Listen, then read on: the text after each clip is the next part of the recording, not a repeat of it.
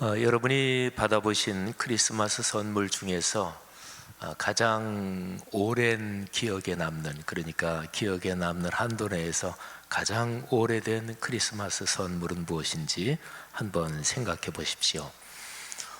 가장 오래도록 기억에 남는 선물, 또는 조금 다른 식으로 말하면 내가 받은 크리스마스 선물 중에서 진짜 제일 지금까지 기억에 남는다, 그런 선물이 무엇일까 한번 생각을 해 보십시오. 또 만일에 여러분이 내가 원하면 뭐든지 다 받을 수 있다, 만일에 이렇게 가정한다면 여러분이 원하는 크리스마스 선물은 무엇입니까? 선물은 그게 선물이 되려면 세 가지가 있어야 됩니다. 첫 번째는 선물에는 기다림이 있어야 합니다. 물론 깜짝 선물도 있어요. 전혀 예기치 못했고 예상하지 못했는데 갑자기 깜짝 놀라게 주는 선물도 있긴 있습니다만, 그런데 그런 깜짝스럽게 놀라는 그거하고 더하기 기다림이 같이 있다면, 그 선물을 기다렸는데, 또는 어떤 상황을 계속 기다렸는데 막상 그 선물 같은 축복이 내게 다가왔는데 내가 기다리고 예상했던 것보다 훨씬 더 진짜로 놀랐다, 그러면 그 최상이겠죠. 그래서 선물에는 첫 번째 기다림이 있어야 되고요. 두 번째로 선물은 비밀이 있어야 됩니다. 선물이 다 공개됐다, 그러면 그거는 선물로서의 값어치가 떨어지죠. 선물을 누구한테 드릴 때는 반드시 가격표를 떼고 드려야 돼요.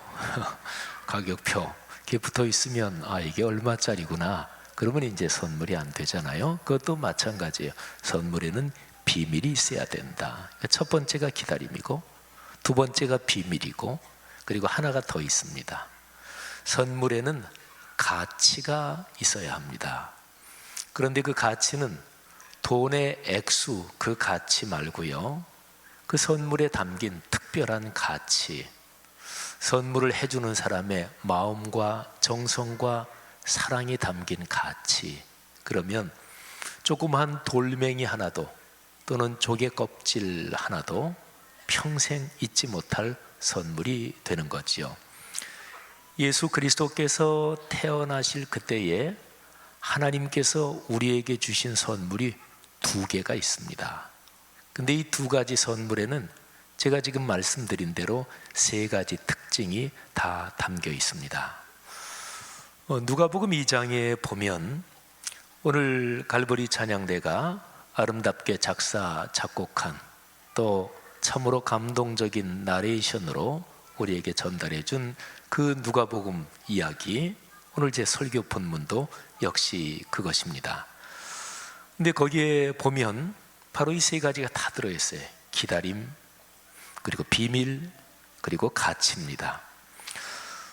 최고의 설교는 성경 본문을 잘 전달하는 게 될 텐데, 오늘 크리스마스 음악 예배니까 음악을 통해 이미 메시지를 전달받으셨고, 그래서 저는 오늘 누가복음 2장에 나오는 이 성경 본문 말씀을 세번역 성경으로, 우리 아이들도 예배에 많이 참석했으니까 아이들도 훨씬 이해하기 쉽도록 세번역 성경으로 누가복음 2장 1절부터 20절까지를 낭독을 해드리고, 그리고 잠깐 설명을 붙임으로 제 설교를 마치려고 합니다. 차성훈 목사님이 워낙 감동적으로 낭독을 해주셔서 제가 주눅이 들긴 들었습니다마는 제가 봉독을 하겠습니다. 그때에 아우구스투스 황제가 칙령을 내려 온 세계가 호적 등록을 하게 되었는데, 이 첫 번째 호적 등록은 구레뇨가 시리아의 총독으로 있을 때에 시행한 것이다. 모든 사람이 호적 등록을 하러 저마다 자기 고향으로 갔다. 요셉은 다윗 가문의 자손이므로 갈릴리의 나사렛 동네에서 유대에 있는 베들레헴이라는 다윗의 동네로 자기 약혼자인 마리아와 함께 등록하러 올라갔다. 그때 마리아는 임신 중이었는데 그들이 거기에 머물러 있는 동안에 마리아가 해산할 날이 되었다. 마리아가 첫 아들을 낳아서 포대기에 싸서 구유에 눕혀두었다. 여관에는 그들이 들어갈 방이 없었기 때문이다. 그 지역에서 목자들이 밤에 들에서 지내며 그들의 양떼를 지키고 있었다. 그런데 주님의 한 천사가 그들에게 나타나고 주님의 영광이 그들을 두루 비추니 그들은 몹시 두려워하였다. 천사가 그들에게 말하였다. 두려워하지 말아라. 나는 온 백성에게 큰 기쁨이 될 소식을 너희에게 전하여 준다. 오늘 다윗의 동네에서 너희에게 구주가 나셨으니 그는 곧 그리스도 주님이시다.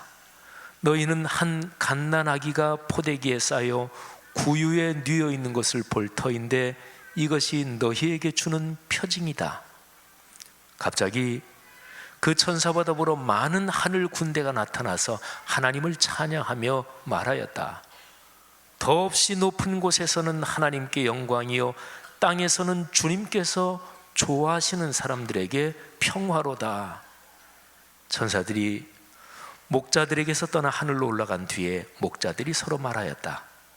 베들레헴으로 가서 주님께서 우리에게 알려주신 바 일어난 그 일을 봅시다. 그리고 그들은 급히 달려가서 마리아와 요셉과 구유에 누워있는 아기를 찾아냈다.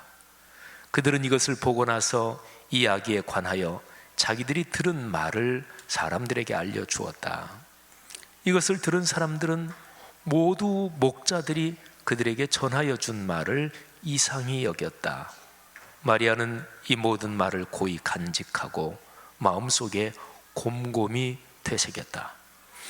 목자들은 자기들이 듣고 본 모든 일이 자기들에게 알려주신 그대로임을 알고 돌아가면서 하나님께 영광을 돌리며 그를 찬미하였다. 아멘, 아멘. 이 성탄의 이야기는 첫째 기다림이 담겨 있습니다. 아까 심연성 목사님이 작사해 주신 대로 하면 예수님이 탄생하기 전 거의 2000여 년 전에 하나님이 아브라함에게 주신 약속, 또는 아브라함이 수풀에 걸린 양을 잡아서 하나님께 드릴 때, 그때부터 이미 예수 그리스도의 오심이 예고되었으니 여러분 오랜 동안 기다림이지요. 그리고 예수께서 2000년 전에 오시고 나서도, 그리고 나서 30여 년을 더 기다려야 했습니다. 한 30수년을 더 기다린 뒤에 예수 그리스도의 십자가 사건이 있었지요. 오늘 여기 성경에 예수님의 육신에 모친 마리아는 이 모든 일을 이해가 되지 않지만 마음에 곰곰이 새겨서 깊이 끌어안고 있었습니다. 마리아라는 여인은 하나님이 크리스마스에 주신 선물을 오랜 기다림으로 마음에 끌어안고 산 여인이었고, 그래서 위대한 구원의 주인공이 되기도 했고 초대교회 공동체의 중심에 있었습니다. 두 번째로 오늘 이 크리스마스 이 사건에는 위대한 비밀이 담겨 있었습니다. 구약 성경에서 계속해서 예언되어 오던 사건인데, 예고되어 오던 그런 위대한 사건인데, 그런데 누구나가 그거를 아는 것은 아니었습니다. 하나님을 사랑하는 사람, 또 하나님의 말씀에 순종하는 사람, 이사야서 66장의 표현을 빌리면 하나님의 말씀을 듣고 경외함으로 떠는 사람들에게 이 크리스마스의 사건은 열리기 시작했고요, 이 비밀이 드러나기 시작했습니다.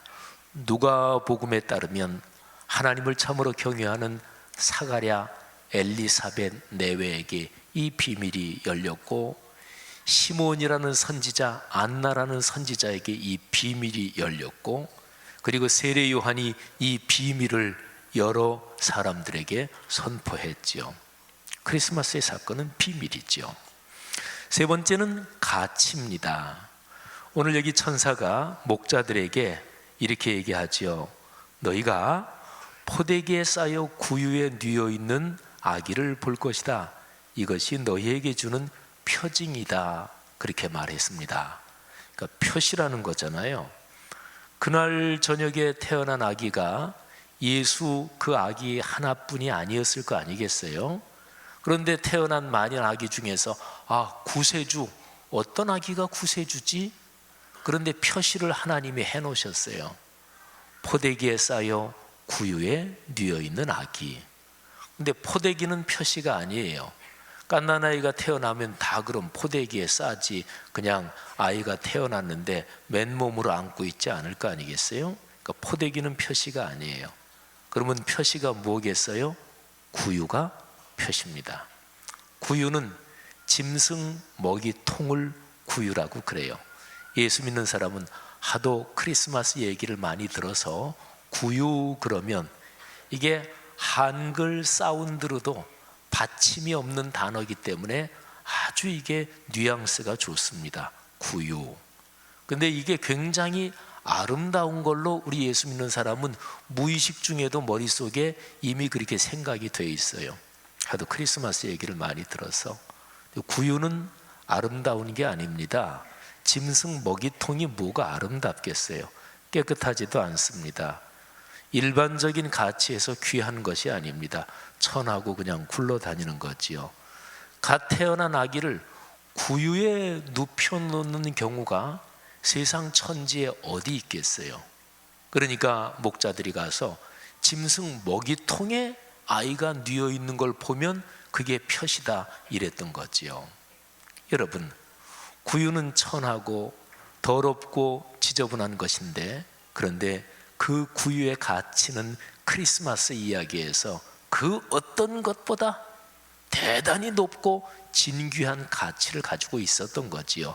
이 세상을 구원하실 구주 예수 그리스도가 거기에 눕혀져 있었단 말이에요. 제가 아까 설교 때 하나님이 크리스마스에 주신 선물이 두 가지입니다. 그렇게 말씀을 드렸죠. 한 가지는 아까 칸타타에도 있었던 것처럼 하나님이 주신 생명의 빛입니다. 별빛. 그 다음에 또 하나는 바로 구유입니다. 사랑하신 여러분, 하나님께서 이 크리스마스에 거룩한 구원의 빛, 지혜의 빛, 말씀의 빛을 여러분의 가정에 넘치도록 주시기를 주님의 이름으로 축복합니다. 그리고 구유는 여러분과 저를 상징한다고 해석할 수가 있어요. 여러분과 저, 우리는 참으로 보잘것없는 존재고 죄 때문에 죽을 수밖에 없는 존재잖아요.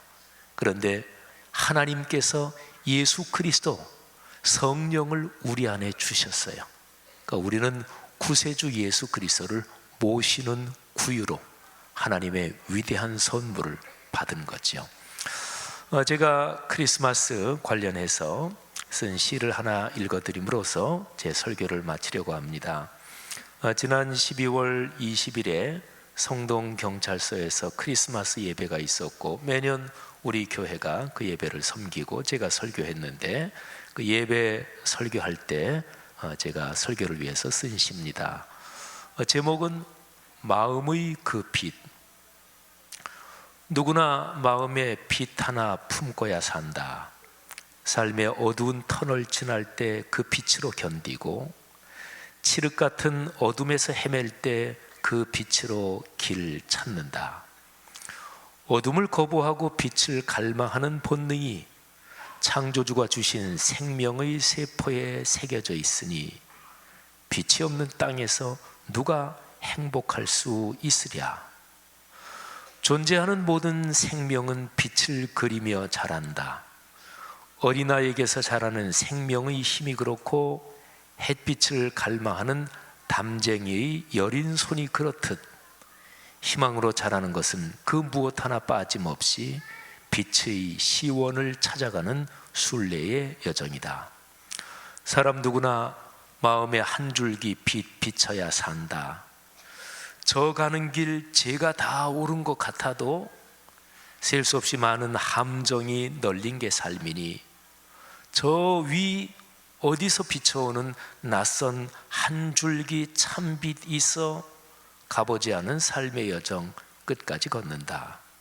친구여, 눈물겹게 아름다운 이 크리스마스의 계절에 위에서 비춰드는 저 빛을 다시금 바라보자. 생명의 빛이신 예수 그리스도가 구유인 그대에게 오신다.